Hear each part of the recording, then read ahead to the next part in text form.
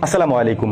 আজকে আপনাদেরকে এমন একটি তথ্য দিব যেটা শুনলে বা জানলে আপনি নিজেও অবাক হবেন। আপনি যদি ইউটিউবে কোরআন তেলাওয়াত শুনে থাকেন তাহলে এই ভিডিওটি আপনার জন্য সতর্কতামূলক। আপনি যদি ইউটিউবে কোরআন তেলাওয়াত শুনে থাকেন তাহলে আপনিও কালা জাদুর শিকার হতে পারেন, ব্ল্যাক ম্যাজিকের শিকার হতে পারেন। তাহলে এখন আপনি আমাকে বলতে পারেন যে ভাই এটার সত্যতা কতটুকু? এটাই মূলত আজকে আমি আপনাদেরকে বলার চেষ্টা করব।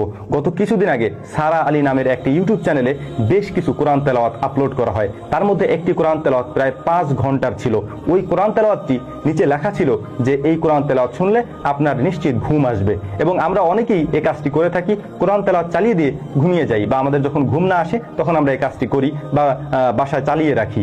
এই ক্ষেত্রে যে বিষয়টি হয়েছে সেইটা হচ্ছে, এই কোরআন তেলাওয়াতটি যখন আরবি এক্সপার্টরা রিসার্চ করেছিল এবং তারা যখন এটা সম্পর্কে জানতে পেরেছিল তখন এটাতে অবাক করার মতো কিছু ঘটনা ঘটেছিল। আর সেই ঘটনাগুলি হচ্ছে, এই কোরআন তেলাওয়াতের পিছনে একটি মেয়ের কণ্ঠ শোনা যাচ্ছিল, যা খুবই অবাক করার মতো একটি বিষয় ছিল। এবং যে ভাষাগুলি ইউজ করা হয়েছিল ওই ভাষাগুলি শুনে অনেকেই অবাক হয়েছেন, যে ভাষাগুলি কালা জাদু বা ব্ল্যাক ম্যাজিকের ক্ষেত্রে ব্যবহার করা হয়। ওই ভিডিও দেখার পরে আরবি এক্সপার্টরা আরো জানিয়েছিলেন এই ভিডিওতে স্পষ্টতই কোরআন তেলাওয়াতের ক্ষেত্রে অনেকগুলি আয়াতকে উলট পালট করা হয়েছে এবং ঘুরিয়ে দেওয়া হয়েছে।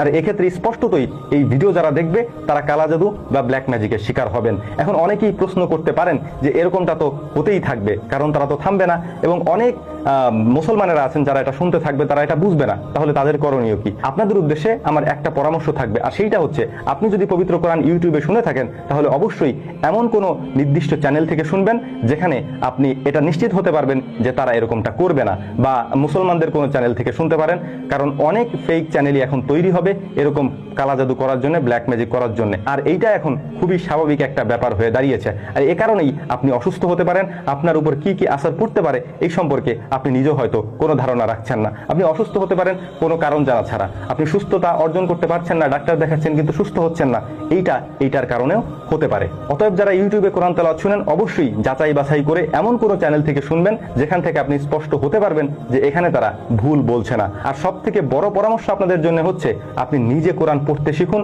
নিজে কোরআন রিসার্চ করতে শিখুন এবং নিজে কোরআনের অর্থ করতে শিখুন। তাহলে আপনি এই ধোকার মধ্যে পড়বেন না ইনশাআল্লাহ। এখন এই বিষয়টি আপনাদেরকে আমি আবারও বলার চেষ্টা করতেছি, সবাইকে সতর্ক করছি, যারা পবিত্র কোরআন ইউটিউব থেকে শুনেন এবং সেখান থেকে শুনে শুনে হয়তো রাতে কেউ ঘুমানোর সময় চালিয়ে রাখেন, অথবা কেউ হাঁটতেছেন চলতেছেন কানের ভিতরে মধ্যে ইয়ারফোন দিয়ে রাখছেন, এভাবে যারা শুনেন তাদের জন্য একটা সতর্কতা। সেইটা হচ্ছে, আমি আবারও বলছি, আবারও রিপিট করছি, নির্দিষ্ট এবং অথেন্টিক এমন কোনো জায়গা থেকে আপনি শুনবেন যেটা একেবারে 100% পিওর, যেখানে কোনো জিনিস মিলানোর কোনো সুযোগ থাকে না। যেমন হারামাইন শরীফের তেলাওয়াত আপনি শুনতে পারেন, এবং সৌদি আরবের আব্দুর রহমান সুদাইসের তেলাওয়াত আপনি শুনতে পারেন, এবং অবশ্যই খেয়াল রাখবেন ব্যাকগ্রাউন্ডে যেন একেবারে ফ্রেশ থাকে, কোনো কিছু না থাকে।